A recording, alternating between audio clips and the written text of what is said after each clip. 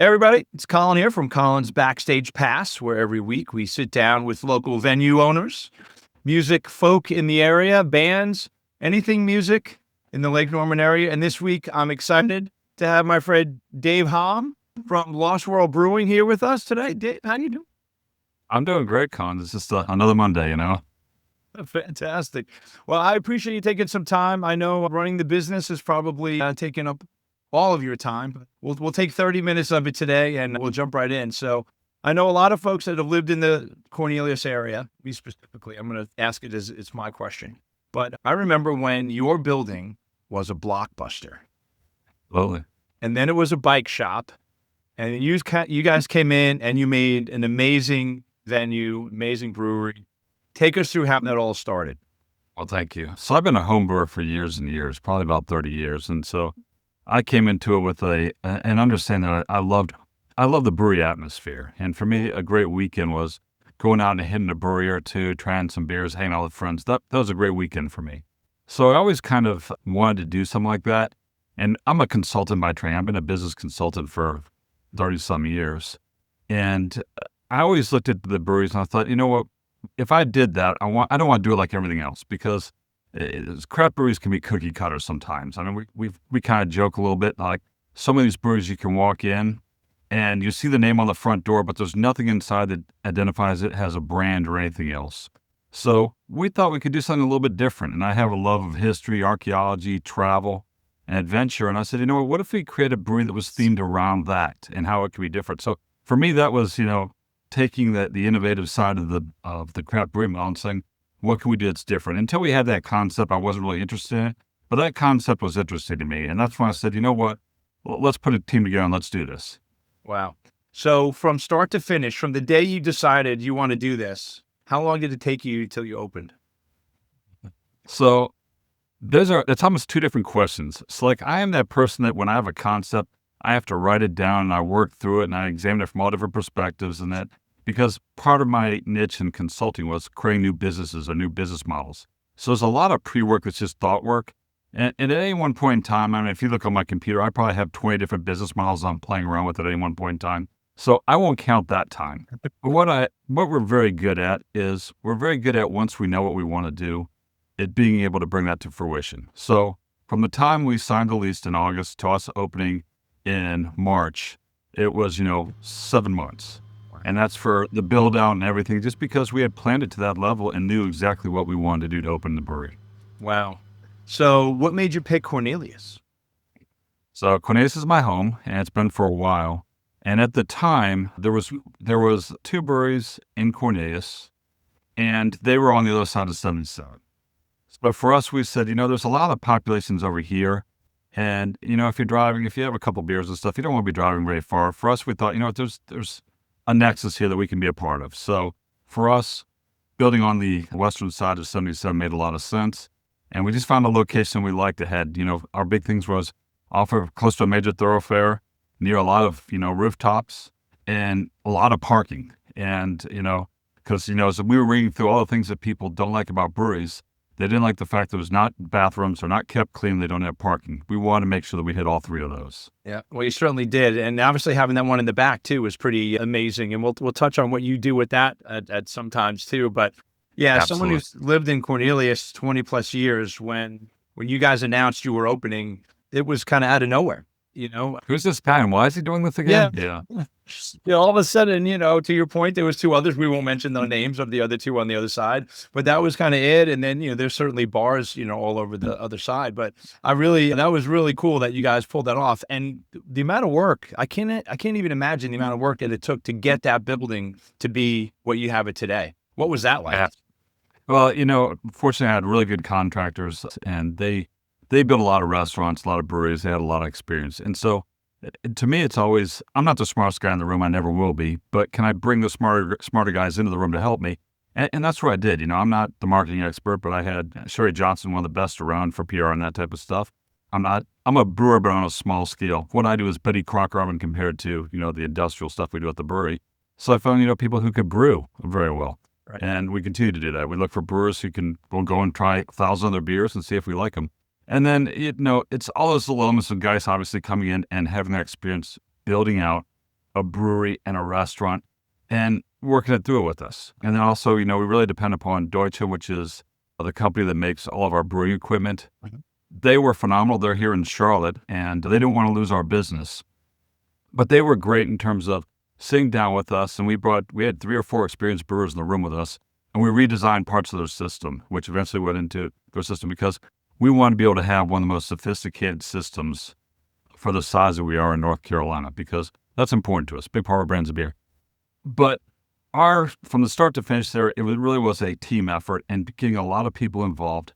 And that's kind of my management style. I'm not the guy who's going to come out and say, hey, let's do this, this, and this. I'm not the guy who says, hey, I have an idea. Help me make this idea better. And that's something that's very collaborative about what we do at Lost Worlds Brewing today.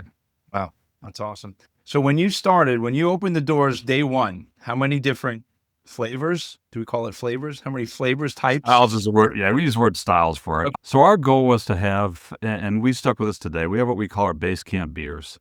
And those are kind of your bread and butter. So if you go into a Baskin Robbins, they're going to have these 10 flavors every time you go in there. Okay. We wanted to have a representation of that, because you'll go to some breweries and they'll have 10 beers and 8 of them are going to be IPAs. We want diversity. So we want to have a blonde, or we want to have a porter. Of course, we're going to have a West Coast IPA, we're going to have a East Coast or a hazy IPA, we're going to have an amber, and that's what we built our base camp beers from. So our goal was, and I'd read enough horror stories about breweries opening up, and they're the shiny penny, and they get absolutely slammed, and they run out of beer in the first week. We didn't want that to happen. So we had every tank full. We had every keg that we owned full of beer, and we were ready to open, and of course, COVID hit. Right. And so what do you do? What did you do to kind of get through that? Obviously, you've made it through. Congratulations, obviously. But what was your secret sauce to kind of get through that probably worst time in most businesses' history, I would say? Absolutely. Because at that point, we had spent every dollar that we needed to spend to get this up and running. We needed money to start coming in the door at that point. And I hate the word, but everyone uses it. We pivoted. And our pivot was, when I looked at the governor's decree about shutting down restaurants and bars, there was a line in there that essentially said, if you are selling to a grocery chain, you can be considered an agricultural company. And most breweries really are agricultural companies at the end of the day we take. So for me, that night, get on the phone with 5 or 6 buddies of mine who work in the grocery industry and saying, who's going to buy my beer Monday? And Monday we got a mobile can in there. We canned our beer. Canning was not in our business plan until year 2 and on a much smaller scale, but we canned our beer and we had our beer shipping that Tuesday out to grocery chains. So it's one of those things, again, where when the going gets tough, you really got to dig in, study things, figure out what you want to do, and make a plan. And that's what our team did at that point. I love it. So what percentage now of your business is retail canning compared to out of the tap at the brewery? Still, the way that the economics work in the craft brewing model is like, let's say you sell a beer for $7. If you sell it in your tap room, $5 of that is profit. If you sell it wholesale, $2 of that is profit. So if you want to be a successful brewery, and Sycamore, they had a great model. Go to their place, buy their beer there, and that was what their emphasis was until they decided, we want to become a bigger company, and then they pushed the wholesale. So for us today, we're probably still 70 or 80% in our tap room. And that's not all beer anymore. We also sell wine, we have liquor, we have some food, and those types of things as well. Right. But the successful breweries who I think are going to, in today's environment with the model the way it is, are going to have to sell most of their beer on site to make money. Otherwise, the economies of scale, you really have to ramp up your production. And I don't think if you're doing less than 5 to 10,000 barrels, you're going to be able to make a lot of money doing wholesale because the equipment, it's too expensive to do it. Sure. So you make it work here, everything's humming along, and then one day you wake up and say, let's have another one. Let's do another one in Charlotte. Where did that come from? So for me, it was, we wanted to build Lost Worlds in locations where there was another draw, something where people get. So our first location, we just hit the basic craft brewery. We're going to brew on that location. So that was as important. But when we looked to a second location, we wanted to have something that was very unique about that site. And the reason why we went down to the Metropolitan just south of Charlotte. And the reason why is because we have the Sugar Creek Greenway there. Uh-huh. And it's my hope that eventually Charlotte will embrace its outdoor spaces like some other cities do. Like I think about Greenville and the Swamp Rabbit Trail. That's where everyone goes on the weekends. Yep. So I wanted to kind of, and we could talk about, what my perspective is on making money versus creating a lifestyle. But I wanted it to become part of Charlotte that we were using these greenways and it was becoming attractive to us because to me, that's the betterment of our community. So the Sugar Creek Greenway, we had a location out there, and I said, you know what, that'd be great. We have a great view of Charlotte from our second tap room. It's a very nice place. It's great for hosting events from uptown and that. And people can come on the weekend. They can bike up. They can bring strollers up. They can rollerblade up, whatever. And our tap room's just right there, right off the Greenway. So that was what the impetus for us getting there is. It had that intangible element of the Greenway. And, it's opened up some other doors for us. The history trails there, the freedom walks there and there. And we partner with those organizations today to really count because that's what they're bring history in there. The Shaw Museum of History has become one of our big partners of what we call our community partnership program. And they're hosting an event on Tuesday, for example. It's the history of moonshine, North Carolina, which will be kind of cool. So we can do those types of things in that location because it's close to uptown and it has, the Greenway and all that, all the other recreational activities down there as well.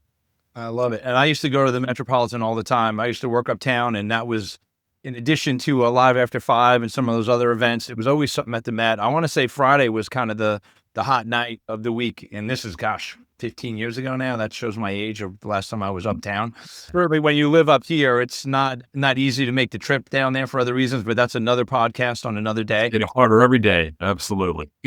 Well, I'm sure we'll talk about that when you and I sit down on the other topics. But so it's not just a brewery, right? You guys do a great job, but there's all these events now. So take us through some of the mindset of what, I know you wanted it to be, the lost world, and there's that history piece of it, but a lot of your events are really local based, like cool things to do.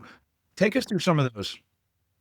So we had to change. I mean, the brewery model used to be, and I think it goes through waves. It was the build it and they'll come. So if you remember, we had some initial breweries up here. They were the only breweries around here, so people wanted to go out to them. I wanted to create a brewery that had a little bit of a brand, so that was my little niche, is trying to make it different. And I remember when we were opening up, I put TVs in the tap room, and everyone's like, why would you put TVs in the tap room? This is a brewery, it's not a bar. And I was like, yeah, but we're going to play history stuff and that type. So this is constantly, the model continues to change and continues to evolve. So craft breweries today, I tell my staff this, we're evolving from a brewery to becoming an entertainment company because being a brewery is simply not enough anymore. The other thing is, I don't think you can be a brewery and not serve food in the future. We look at the numbers that said people would go out on average 1.7 times a week in 2023. 2024, that number was 4.1 and it's gone down to 1.7. And when they go out 1.7 times, they're going to want food with it. And if someone comes and has a beer and they just leave, we've lost that guest. But if they come and they have a beer and they have food, they're going to have another beer and they're going to hang out and they're going to see what we're about. So I have to stretch that experience for the guests and make it important to them. And that also kind of folded into, trivia has always been a part of it. We kicked off music bingo up here, so we had those. And we had music on Fridays and Saturday nights. And that was kind of where we started, just kind of that very basic. And then we got a run club, then we got a cycling club, and we've continued to do those things. But we're always kind of pushing the limit is what kind of group do we not have that might want to use our place, and what's conducive to that. So we just released, just last Saturday, a week ago, we kicked off a canine club. A lot of people come to breweries with their dogs, right? And we have a club. We launched our app, and when people come in, they can check in their dog, and the owner doesn't get prizes. The dog gets prizes. So we have dog beer, we have dog treats, dog bowls, all that type of stuff. So, and we partner with Dog Supplies. Partnerships is big to us, and Dog Supplies Warehouse, and so they're providing gift cards for the program as well. So, it's a good program, and what we want people, if you have dogs, just bring them out to the tap room, hang out in our beer garden, have a beer, have a coffee, whatever you want to have, and just enjoy yourself because it's all about building a community.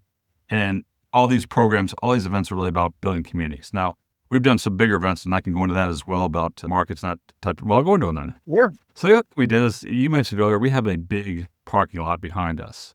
And we've always wondered, what can we do with that space? Because, and I really didn't think about that way, but when I was working with our landlord, they're just like, you got all that space back there, why don't you do something with that? And so during COVID, we kept having a lot of artists coming up to me and saying, Dave, I don't have any place to show my stuff or to sell my stuff right now. We're kind of shut down.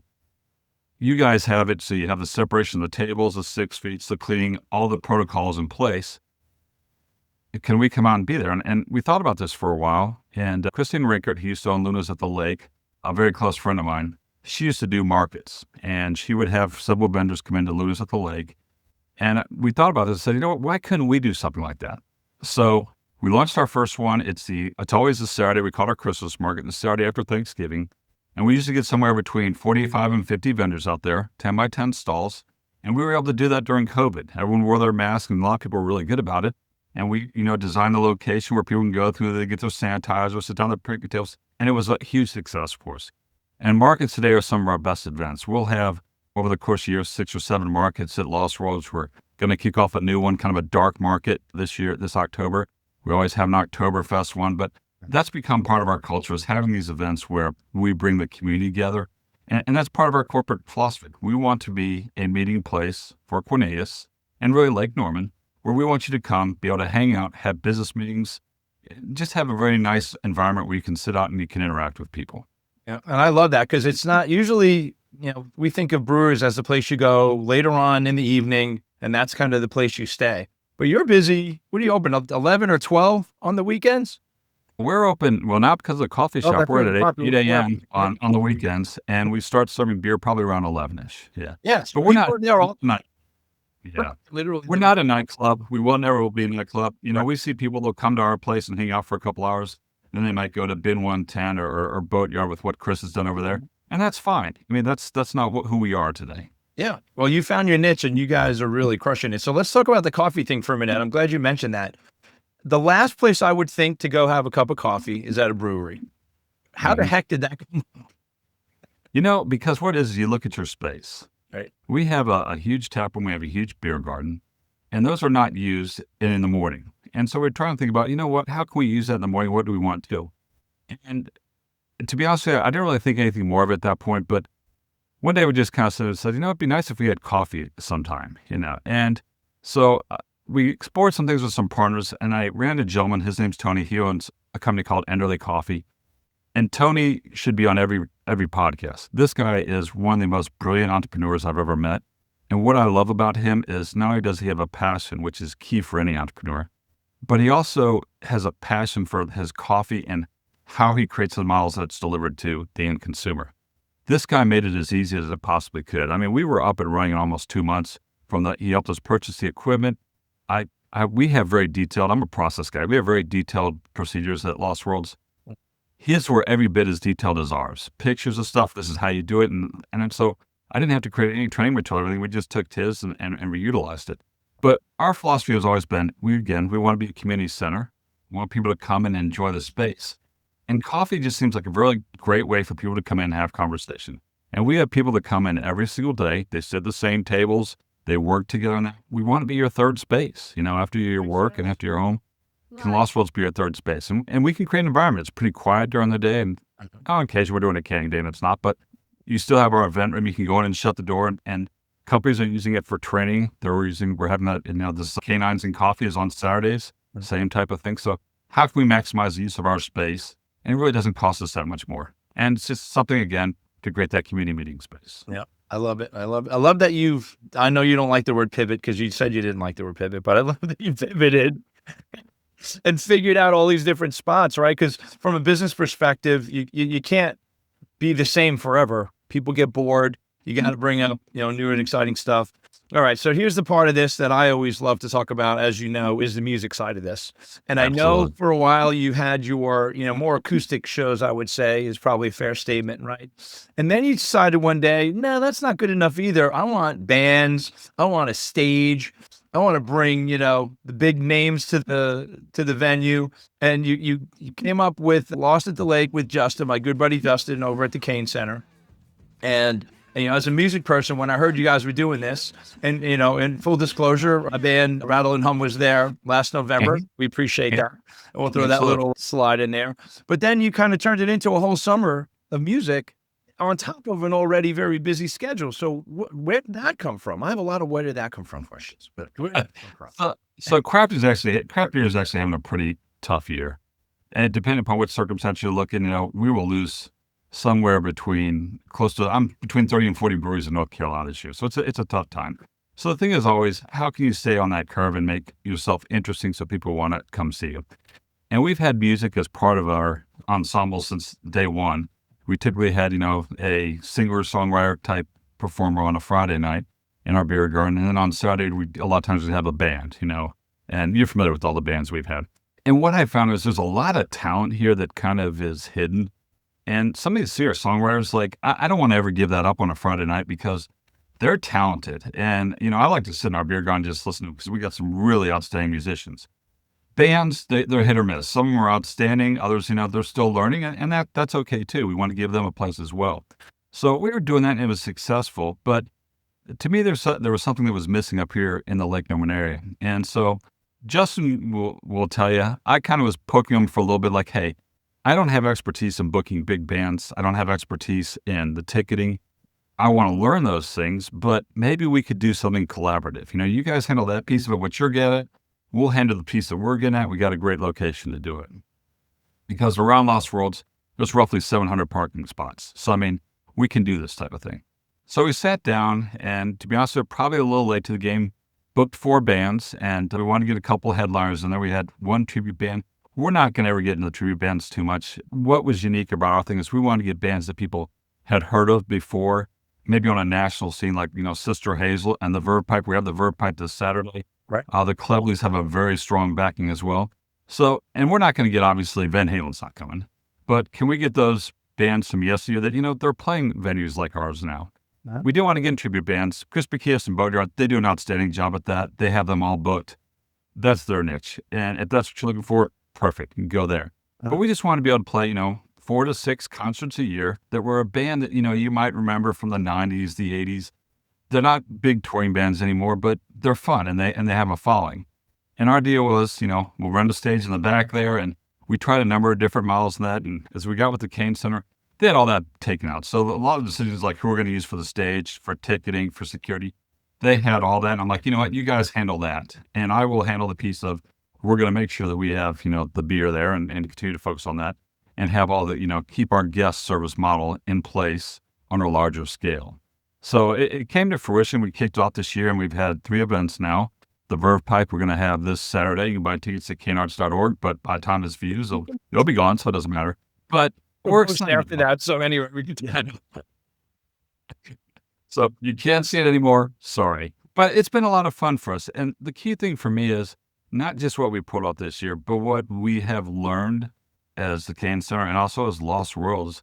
We've learned so much by doing this, and, it gives us the ability. It's just a step up for next year. We've crossed a little plateau, but we're going to find a way to make these things better in the future. Uh-huh. And I'd like to do more of these. I think the opportunity is to get a stage and to partner with some of these other groups around here and to build the stage, have some smaller ticketed events, but do what we do well. And that's not always going to be tribute bands. It's going to be the singer-songwriter performers, but can we do a thing where we have 10 performers over the course of a day? And we make it a country theme, and we have, our hot wings and whatever. Those are fun things. That's something that's a little bit different than anyone else is doing, and that's what we're looking for. Right. I love it. So a lot of the bands, obviously, I talk to bands all the time. I'm picking bands. They all come to me, especially the new ones, and they say, how do I get into this place or that place? Right. I know you said Friday's singer-songwriter, but how would a band pique your interest and get on your short list of somebody you'd want to play there? I hate to say it because I've tried to reach out, as a consultant, I try to get in touch with this person or this person sometimes. You got to be persistent. And Colin, no exaggeration, I get 3 to 5 emails every day from bands and different agents, and hey, these are the best guys ever, and here's this, this, and this.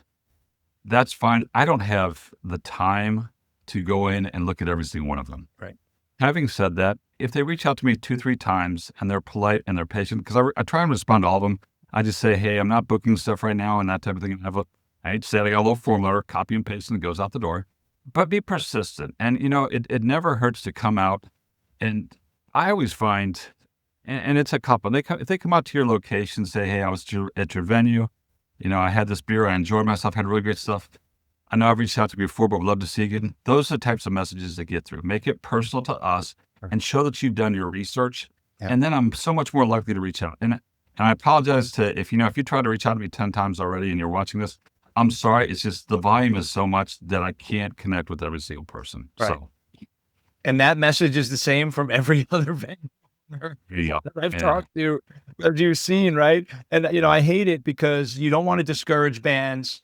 You don't want to, throw them the Heisman all the time. But to your point, when you're getting clobbered on a daily basis, that's the hard thing. But I am going to ask you though, all that aside, when you do go look at or look for the band, right? This, Joe has been on me. I'm going to go look. What are you looking for on their Facebook page, on their web page, on their Instagram? What's going to give you the, okay, I want to really check these guys out? What are you looking for?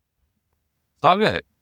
I'll answer your question, but there's something that's a little bit more important to that to me. Okay. Like when I go out there and see them, I want to see if they fit with our venue. If you're coming in, you're playing acid rock, I'm sorry, Lost Worlds is not the place for you. Fair. I'm sorry. Fair. If you're coming in, you're doing gospel, again, I'm sorry, we're not the place for you. Fair. But if you were playing kind of mainstream stuff, and our audience tends to skew like the Peninsula crowd, it's a little bit older. They like kind of the classic music. Like if you're from the band Old School, they do great at our place. Those types of places that play the 70s, the 80s, the 90s music, mixing a little Buffett, a little country, that type of stuff, they'll do very well at our place. They'll bring a nice crowd. Right. But it's kind of know the venue, I guess. So that's what I was saying is like, I have so many bands will reach out and say, hey, we can't play it for less than 4,000 at your venue. I'm like, you're not playing at my venue. I'm sorry. That doesn't make sense. The economics don't play there. But if they come to us with the idea of like, hey, we want to be your partner, because partnership's key. It's one of our things. We want to be partners with all these vendors. And come to it and say, hey, this is what I'm going to do to promote myself. This is the things I'm going to do. Lay out a plan that I can't say no to. Because if you've done the thinking and you've done your research and you lay out that plan, I'm going to find a way to work with you. We might have spit in each other's faces 10 minutes ago, but if you come with a plan, you want to work with me, I'm going to find a way to work with you. I mean, we want to work with people who are creative and are going to be innovative with us. All right. No, I like that a lot. And, there are so many venues, there are so many bands. It is difficult even for me sometimes to help a brand new band because they don't have a presence yet. They have, 500 followers or whatever the number is. And I know you as the business, you're going to say, well, I'll give you a shot, but what do you bring to the table? Why are people going to come see you? And, why are they going to stay? Because I'm sure you've seen this too. Sometimes if the band isn't what they said they were, people have one beer and they're like, I heard there's a better band over at this other place, right? So Absolutely. I agree 100%. It's got to fit, but you also got to be good. And you got to be big boy and big girl enough to realize that if you're starting out, you might not be able to find the place that's going to have 300, 400, 500 people on a weekend, right? So I know it's hard. And market yourself. Yeah. Yeah. And, or maybe, and I've suggested this, I don't know how you feel about it, is open for somebody somewhere else and get yourself, connected to another venue that way. Or if you're going to do a day of music, can I have 45 minutes or whatever it is, right? Figure something like that out. Because that's really at the end of the day, what I'm trying to accomplish with this is, give bands more visibility, give the venues that play music more visibility. Because really at the end of the day, that's what we all want. Colin, you hit on something there, and I agree with this. Mm-hmm. If I have a band that comes up to me and says, hey, you don't have to pay us. We're going to come there and we're going to market the crap out of ourselves and we're going to prove to you, I'm going to take that bet any day. Oh. Absolutely. Say, hey, we're not going to be your closing act. We're not going to be there from 6:30 to 9:30, but we want to be there from 3:30 to 6:30. And we're going to rock it. We're promoting. If we do this, you know what? Will you have us back? I'm going to say, absolutely, I'll have you back. That's just showing they care and they're willing to do their homework and to do that work on the ground. So absolutely. Well, now you're going to get 100 of those. So be careful what you just asked for. No words to that. You said that. That was a mistake. No, I love that. And, it's all, then it's about your creativity. The fact that you just said that is no one has said that before out loud. I'm not saying they didn't think it, but they did say it out loud. So I think that's really just fantastic. And I appreciate you taking the time. We are at 30 minutes already. You believe that? Oh, wow. Quick. I think we only asked like 3 questions. But yeah, you gave them all the good answers, and I loved every bit of that. I want to encourage everybody watching to get out to Lost World, either the one in Lake Norman in Cornelius, or hit the one at the Metropolitan in Charlotte. The website is lostworldbeer.com. Lost World Brewery on Facebook, right? Did I get that right? I always got to get these better. Anyway, you'll find, if you type in Lost World Brewing on Facebook, you will find them. Yes, absolutely. Go tell Dave you saw us here on the podcast. Dave, thank you for your time. It's a pleasure. I will see you soon for sure. You know, I love your beer, especially the October stuff. I'm always a bigger fan of the pumpkin beer. As a Miller Lite, you got to give me some credit because that is nowhere near Miller Lite. But I appreciate what you do for. You're not there for often, actually. There's a taste, pal. They're easy drinking. So, Colin, thank you for what you do. I appreciate you doing this and bring the Lake Norman music scene to life. So, thank you. You bet. Thanks so much. And for everybody watching, we'll see you at the next show.